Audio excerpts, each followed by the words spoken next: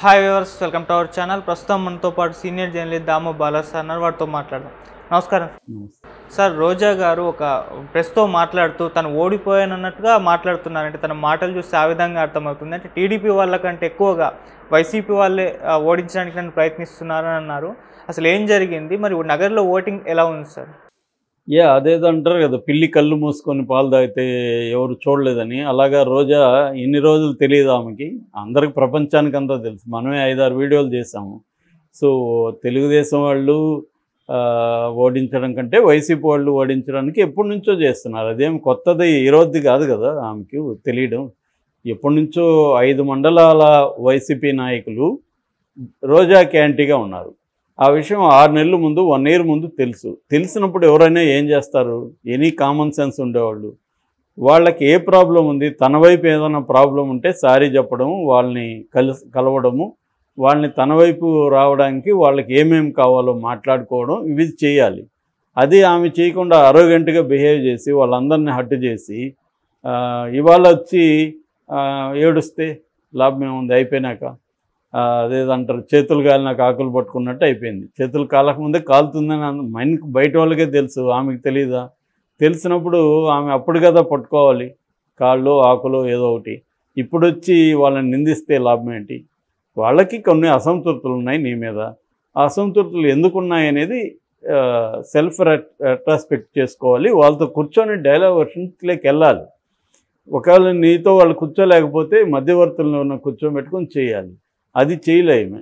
So ఈమె స్వయంకృతాపరాధం అక్కడ. నిజానికి ఈమెకు మొదటి నుంచి ఈ ప్రాబ్లం ఉంది. అందుకని ముద్దుకృష్ణాయుడితో 2014లో ఎన్నికల్లో కూడా ఆమె 2000 మెజార్టీతోనే గెలిచింది. తర్వాత 800 మెజార్టీతో ముద్దుకృష్ణాయుడి మీద గెలిచింది. దాని తర్వాత ముద్దుకృష్ణాయుడి పెద్ద కొడుకు మీద కూడా 2019లో 2000 చిల్లర మెజార్టీతో గెలిచింది. అంటే 2000 దాటలేదు ఆమె ఇప్పుడు ఈ 2 గెలుపుల్లో కూడా. దానికి కూడా తెలుగుదేశంలో వాళ్ళ ముద్దుకృష్ణాయుడి ఫ్యామిలీలో పెద్ద కొడుకు ప్లస్ తల్లి ఒకవైపు, పెద్ద కొడుకు భానుప్రకాష్ ఒకవైపు ఉన్నాడు. సో అందుకని భానుప్రకాష్కి ఆ ప్రాబ్లం ఉంది కాబట్టి ఆ మాత్రం తేడాతో ఈమె గెలవగలిగింది. ఈమె సత్తా కాదు. మామూలుగా ఎమ్మెల్యేల పరిస్థితి ఏంటంటే, ఒకటి కరిష్మా అన్న బాలకృష్ణ లాగా కరిష్మా ఉంటే ఆ నియోజకవర్గంలో వెళ్ళకపోయినా గెలుస్తారు. ఓకే, అట్లీస్ట్ దానికి హామ్ చేయకుండా చూసుకోవాలి. ఆ నియోజకవర్గానికి తన వైపు లాభం లేకపోయినా నష్టం జరగకూడదు ప్రజలకి. అట్ ద సేమ్ కరిష్మా ఉంది కాబట్టి అక్కడ జరిగింది. చంద్రబాబు లాంటి నేను కుప్పం నియోజకవర్గానికి ఎన్నిసార్లు వెళ్ళాడో మనం చూసాము. అనేక సార్లు వెళ్ళి అక్కడ తన కాకుండా భువనేశ్వర్ని అక్కడే పెట్టి ఇవన్నీ చేస్తే కదా ఆయన గెలిచే పరిస్థితి లేదు. అట్లాగే ఇటు వైఎస్ఆర్ వీళ్ళ ఫ్యామిలీ కూడా పులివెందుల్ని ఎంత బ్రహ్మాండంగా అభివృద్ధి చేశారనేది అందరికీ తెలుసు అక్కడ. అలాగా ఎప్పుడైనా కూడా మన నియోజకవర్గాన్ని మనం చూసుకోవాలి. కొడాలి నానికి ఇంత చెడ్డ పేరు బయట ఉంది కానీ ఆయన నియోజకవర్గంలో లేదు. ఎందుకంటే ఆయన అందరికీ అందుబాటులో ఉంటాడు. ఏ ఫంక్షన్ జరిగినా తన బంధువులను పంపించి వాళ్ళకి ఇంత డబ్బులని ఏదో ఇచ్చి వస్తుంటాడు. అంటే కీలకమైన కీ సన్నివేశాలు ఉంటాయి. పెళ్ళి కావచ్చు, వాళ్ళ ఇంట్లో ఇంకొక ట్రాజెడీ కావచ్చు. అలాంటప్పుడు ఎమ్మెల్యే తరఫున వెళ్ళి వాళ్ళని ఆదుకుంటే వాళ్ళకి లైఫ్ లాంగ్ కృతజ్ఞత ఉంటుంది. ఈ పనులు ఏవి చేయకుండా ఈమె హైదరాబాద్లో ఏం పని, ఈమెకి జబర్దస్త్లో ఏం పని ఎమ్మెల్యేకి? అసలు బుర్రన్నోళ్ళు ఎవరైనా అలా చేస్తారా? అంటే ఏంటి అర్థం? విపరీతమైన అహంకారం. నేను ఏముంటే ఏముంది, నన్ను ఎవడేం చేస్తాడు, నేను జగన్ తరపున నోరెత్తుకొని అవతల మీద పడతా కాబట్టి జగన్ నన్ను తీసేయడు. ఓకే, జగన్ నిన్ను తీసేయలేడు. జగన్ అవసరం, జగన్కి నీ అవసరం ఉంది, మంచిదే. ప్రజలకు నీ అవసరం ఏంటి? ప్రజలకు అందుబాటులో ఉండేవాళ్ళు కావాలి. అందుబాటులో అసలు ప్రజల పక్కన పెడితే పార్టీలోనే ఇంత వ్యతిరేకత ఏ ఎమ్మెల్యేకి లేదు నాకు తెలుసు. 5 మండలాల అక్కడ ఉండేది 5 మండలాలు నగిరిలో. 5 మండలాల నాయకులు ఒక ఎమ్మెల్యేకి వ్యతిరేకంగా ఉన్నారంటే ఎవరిది తప్పని చిన్నపిల్లోడిని అడిగినా చెప్తాడుగా. సో దాన్ని ఆమె కరెక్ట్ చేసుకోకుండా, ఆమెకు బోల్డ్ టైం ఉన్నింది కరెక్ట్ చేసుకోవడానికి, అది చేసుకోకుండా ఆమె గుడ్డిగా వెళ్ళడం అంటే అర్థం ఏంటి? సో ఇది స్వయంకృతాపరాధమే. మేబీ ఎప్పటి నుంచో కూడా నగిరిలో గెలవడం ఆమె కష్టమనే చెప్తున్నారు. ఓన్లీ జగన్ వేవ్ కాబట్టి లాస్ట్ టైం అయింది. ఈసారి జగన్ వేవ్ అంత స్ట్రాంగ్గా లేదు. జగనే టఫ్గా ఉంది. అంటే వైసీపీ ఒకవేళ గెలిచినా కూడా ఏదో 160, 140, 130 అట్లేం వచ్చే అవకాశాలు లేవు. 100+ వస్తుంది అనేదే వాళ్ళ అంచనా కూడా. వైసీపీ అంచనా కూడా 100+, అంటే 110 ఆ రేంజ్లో వస్తుంది, మేము గెలుస్తాం అనుకుంటున్నారు తప్ప బంపర్ దీంతో గెలుస్తామని వాళ్ళు కూడా అనుకోవట్లే. సో ఈ కండిషన్లో ఏంటంటే ఆమె ఇంతకుముందు కూడా ఆమె గెలవడానికి ఆమె కంటే కూడా వాళ్ళ హస్బెండ్ కారణం. అక్కడ ఆయన అక్కడ తమిళోడు కావడం, తర్వాత మొదలయ్యారు కమ్యూనిటీ కావడం, చెంగల్పట్టు ఆయన నేటివ్. సో అందుకని ఆయన ఏం చేస్తున్నాడంటే అక్కడ చుట్టుపక్కల తమిళోళ్ళ ఓట్లు ఒక 50,000 పైన ఉన్నాయి. సో అందులో మొదలయ్యారు ఓట్లు ఒక 40,000 ఉంటాయి. సో వాళ్ళతో ఆయన నిరంతరం టచ్లో ఉండడం, వాళ్ళకి ఏమన్నా పనులు ఉంటే చేసి పెట్టడం, అవన్నీ ఆయన చేసేవాడు. అందుకని అక్కడ గెలవగలిగింది. ఇవాళ అది కూడా ప్రాబ్లం. ఈమెకి నోటిదోలతో రజనీకాంత్ని తిట్టింది, అది కూడా ఆలోచించుకోవాలిగా. రజనీకాంత్ని తిడితే ఇక్కడ మన తమిళోళ్ళు ఉన్నారు, వీళ్ళు హర్ట్ అవుతారనేది కూడా ఉండాలి కదా.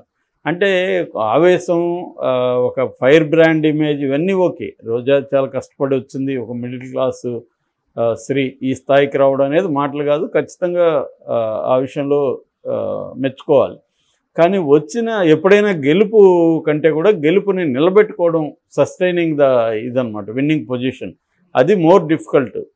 సో ఆమె ఏం చేసింది, వాళ్ళ తమ్ముళ్ళని వదిలేసింది లోకం మీద. వాళ్ళు వెళ్ళి పడి వసూళ్ళు చేయడం, బెదిరించడం. పుత్తూరు ఆమె ఓపెన్గానే చెప్పింది కదా, పుత్తూరు కౌన్సిలర్ నా దగ్గర 70 లక్షలు అడిగారు మున్సిపల్ చైర్మన్ కోసం, నేను 40 లక్షలు ఇచ్చాను, నాకు ఆ చైర్మన్ ఇవ్వలేదు, ఆ డబ్బులు కూడా వెనక్కి లేదు అని చెప్పి ఆమె ధర్నా కూడా చేసింది ఒకసారి.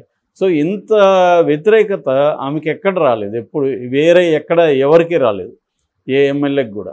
సో అదైనా ఆమెకు అర్థం అవ్వాలి కదా.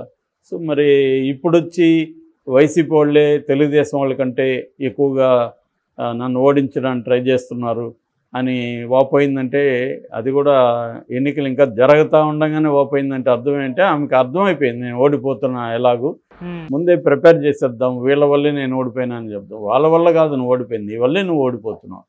వాళ్ళని అనడం ఏమిటి, వాళ్ళకి ఖచ్చితంగా నీ మీద ఇష్యూస్ ఉన్నాయి, దాంతో నువ్వు మాట్లాడాలి కదా. ఇష్యూస్ ఉన్నాయని వాళ్ళేం దాచుకొని కూడా లేదు. ఎప్పటి నుంచో వాళ్ళు 5 మండలాల నాయకులు మీటింగ్లు పెట్టారు, ఇక్కడికి వచ్చి తాడేపల్లి వచ్చి కలవడానికి వచ్చారు, వాళ్ళు ట్రై చేశారు. ఏది ఈ సమస్యను మేము పరిష్కరించుకుందామని వాళ్ళు ట్రై చేశారు. ట్రై చేసినప్పుడంతా ఈమె రావాలి కదా. జగన్ కూడా దీన్ని ఆమె మేబీ జగన్కి కూడా అర్థమైపోయి ఉంటుంది, ఇది లూజింగ్ సీట్ అని ఆయన అకౌంట్లో పడేసి ఉంటాడు ముందే. కాబట్టి ఆమె ఓడిపోతే పోయిందిలే, ఆ సీటు పోయింది అనుకుందాం అనుకుని ఆయన ఇచ్చేసి ఉండాలి నాకు తెలిసి.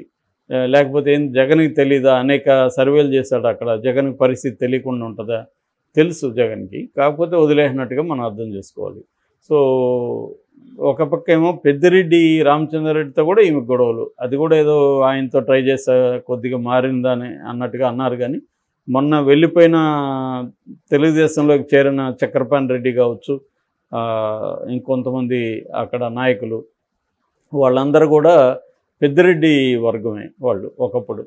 సో ఈమె వాళ్ళని ఎవరిని కూడా క్యార్ చేయకపోవడం అనేది స్వయంకృతాపరాధం, దానివల్లే ఆమె ఓడిపోతుంది ఒకటి. రెండోది, ఆ నాయకులతో నువ్వు గొడవలు ఉన్నా ప్రజలతో అయినా నీకు మంచిది ఉండాలి, అది కూడా లేదు. ప్రజలకు అందుబాటులో ఏమి ఉండదు, అక్కడ సమస్యలను పట్టించుకొని చేయడం అనేది జరగలేదు. సో అందువల్ల నెగిటివిటీ ఓవరాల్గా సోషల్ మీడియాలో కూడా ఆమెకి వ్యతిరేకత బాగుంది, నోటుదూలు ఎట్టంటే అట్ట మాట్లాడుతుందని. అందుకని ఆమె మీద బండారు సత్యనారాయణ లాంటి వాళ్ళు ఒక తీవ్రమైన విమర్శలు చేసినా కూడా రావాల్సిన సింపతి రాలేదు. ఎందుకంటే ఈమె ఇంతకంటే ఘోరంగా వేరే వాళ్ళ గురించి మాట్లాడుతుందని. Okay sir, thank you so much.